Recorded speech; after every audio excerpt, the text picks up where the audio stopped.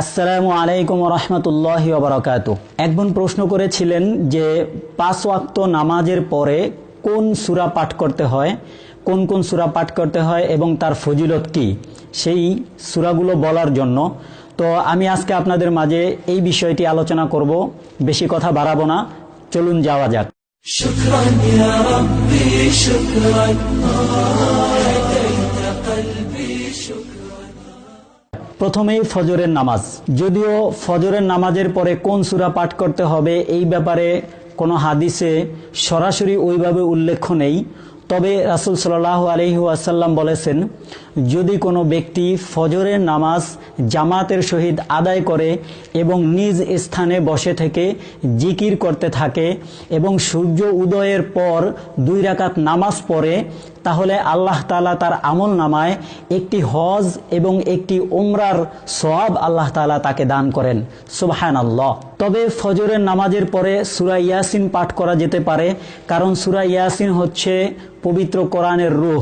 সুতরাং এই ব্যাপারে বিশিষ্ট তাবেঈ ইয়াহইয়া ইবনে কাসির বলেন, যে ব্যক্তি সকালবেলা সূরা ইয়াসিন পাঠ করবে সে সকাল থেকে সন্ধ্যা পর্যন্ত সুখে এবং স্বস্তিতে থাকবেন। যে সন্ধ্যায় পাঠ করবে সে সকাল পর্যন্ত শান্তিতে থাকবে। তিনি বলেন যে আমাকে এই বিষয়টি এমন এক ব্যক্তি বলেছেন যিনি এর বাস্তব অভিজ্ঞতা লাভ করেছেন। দ্বিতীয়ত জোহরের নামাজ। জোহরের নামাজের পরেও ওইভাবে নির্দিষ্ট কোনো সূরা হাদিসে পাঠ করার জন্য উল্লেখ নেই, তবে জোহরের নামাজের পরে সূরা ফাতাহ পাঠ করা যেতে পারে, কেননা এই সূরা ফাতাহ সম্পর্কে অসংখ্য ফজিলত রয়েছে। রাসূল সাল্লাল্লাহু আলাইহি ওয়াসাল্লাম হযরত ওমর রাদিয়াল্লাহু তাআলা আনহুকে বললেন যে আজ রাতে আমার উপর এমন একটি সূরা অবতীর্ণ হয়েছে যেই সূরাটি আমার কাছে সূর্যালোকিত সকল স্থান থেকে উত্তম। এরপর রাসূল সাল্লাল্লাহু আলাইহি ওয়াসাল্লাম পাঠ করেন, ইন্না ফাতাহনা লাকা ফাতহাম মুবিনা। এটা কোরআনের আয়াত, সূরা ফাতার প্রথম আয়াত।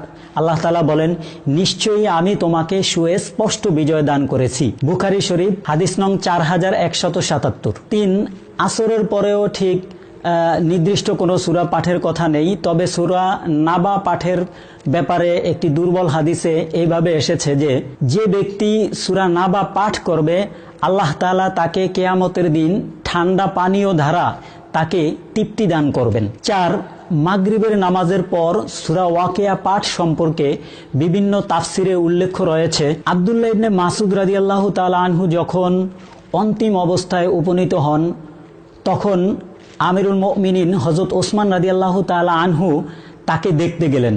দেখতে যাওয়ার পরে তাদের মধ্যে যেই কথোপকথনটি হয়েছে তা হলো এই যে, হযরত ওসমান রাদিয়াল্লাহু তাআলা আনহু বললেন, আপনার অসুখটা কি? হযরত আব্দুল্লাহ ইবনে মাসউদ রাদিয়াল্লাহু তাআলা আনহু বললেন, আমার পাপ সমূহই আমার অসুখ। হযরত ওসমান রাদিয়াল্লাহু তাআলা আনহু বললেন, আপনার বাসনা কি? হযরত আব্দুল্লাহ ইবনে মাসউদ রাদিয়াল্লাহু তাআলা আনহু বললেন, আমার পালনকর্তার রহমত কামনা করি। হযরত ওসমান রাদিয়াল্লাহু তাআলা আনহু বললেন, আমি আপনার জন্য কোনো চিকিৎসক ডাকবো কি? হযরত আব্দুল্লাহ ইবনে মাসউদ রাদিয়াল্লাহু তাআলা আনহু বললেন, চিকিৎসকই আমাকে রোগাক্রান্ত করেছে। হযরত ওসমান রাদিয়াল্লাহু তাআলা আনহু বললেন, আমি আপনার জন্য সরকারি কোষাগার বাইতুল মাল থেকে কোনো উপঢৌকন পাঠাবো কি? এটা শুনে হযরত আব্দুল্লাহ ইবনে মাসউদ রাদিয়াল্লাহু তাআলা আনহু বললেন, এর কোনো প্রয়োজন নেই। হযরত ওসমান রাদিয়াল্লাহু তাআলা আনহু বললেন, উপঢৌকন গ্রহণ করার পর তা আপনার পরে আপনার কন্যাদের উপকারে আসবে। একথা শুনে আব্দুল্লাহ ইবনে মাসউদ রাদিয়াল্লাহু তাআলা আনহু বললেন, আপনি চিন্তা করছেন যে আমার কন্যারা দরিদ্র ও উপবাসে পতিত হবে? আমি তো আমার কন্যাদেরকে নির্দেশ দিয়ে রেখেছি যেন তারা প্রতি রাতে সূরা ওয়াকিয়া পাঠ করে। আল্লাহু আকবার। এরপর তিনি বলেন যে আমি রাসূল সাল্লাল্লাহু আলাইহি ওয়াসাল্লামকে বলতে শুনেছি, যে ব্যক্তি প্রতি রাতে সূরা ওয়াকিয়া পাঠ করবে সে কখনো উপবাসে পতিত হবে না। 5, ঈশান নামাজের পরে রাতে সূরা পাঠ করার ব্যাপারে হাদিসে এসেছে।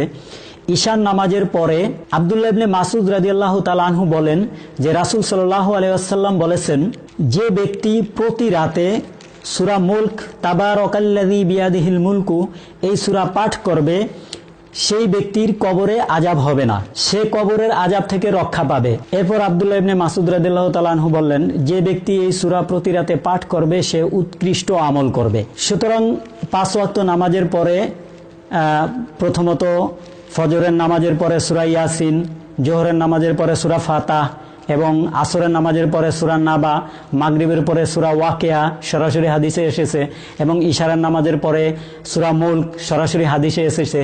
এগুলো পাঠ করা যাবে এবং এগুলো পাঠ করতে পারেন। তো আল্লাহ তাআলা আমাদেরকে 5 ওয়াক্ত নামাজের পরে যে আমলগুলো আছে এই আমলগুলো করার তৌফিক দান করুন। আজ এ পর্যন্তই। সবাই ভালো থাকুন, সুস্থ থাকুন, যেখানেই থাকুন নিরাপদে থাকুন। আসসালামু আলাইকুম ওয়া রাহমাতুল্লাহি ওয়া বারাকাতুহু।